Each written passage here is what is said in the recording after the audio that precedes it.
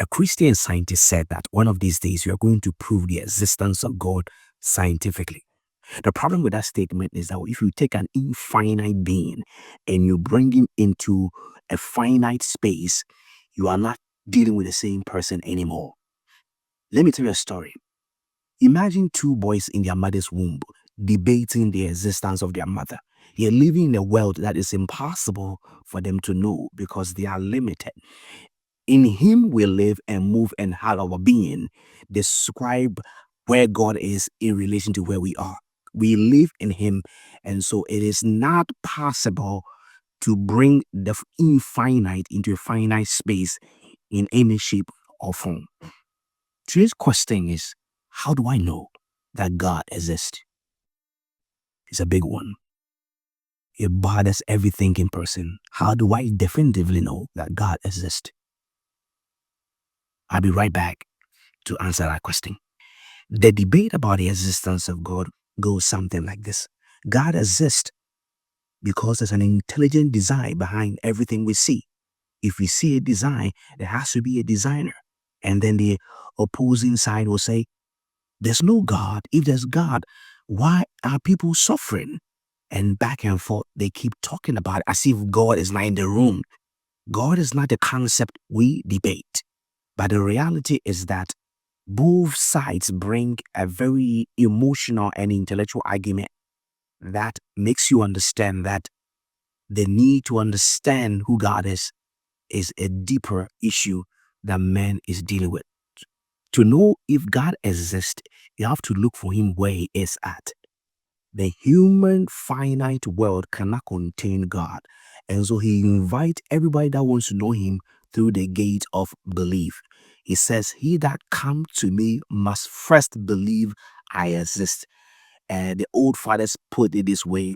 He says, immortal, invisible, accessible but hid from our eyes. In other words, you have to use the right approach to find his existence. So the way you know his existence is through the belief gate, and it feels like maybe it's a cap out or is a weaker way of knowing, but the truth is that your knowledge gate is limited based on how much knowledge you have, based on how much truth you know, and all of that is subject to change. But once you allow yourself to believe in his existence, through that relationship you get to know him. So he will not open the heavens or pop open the heavens to prove his existence, because if you can see him, it's not him. He told Israel that don't make any image of me, because once you bring me into visibility, it's an idol worship.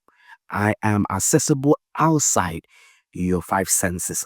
And so you can access me through the gate of belief. So your knowledge and your belief, it feels like your knowledge is stronger, but your belief can access bigger things your knowledge cannot. And so God is accessible through the gate of belief. And once you believe and you cultivate relationship with him, then you begin to see a real transformation in your physical dimension that is stemmed from a deeper connection with him. So to know God exists, you have to first believe him. And I feel he did it that way so that he will not allow man to decide his existence, because we are too small. He will not allow a debate to decide his existence. He will not allow these little skies to define his existence, because he is outside the scope of human measurement. So I hope to connect with you in this episode as we answer the question, why do bad things happen to good people?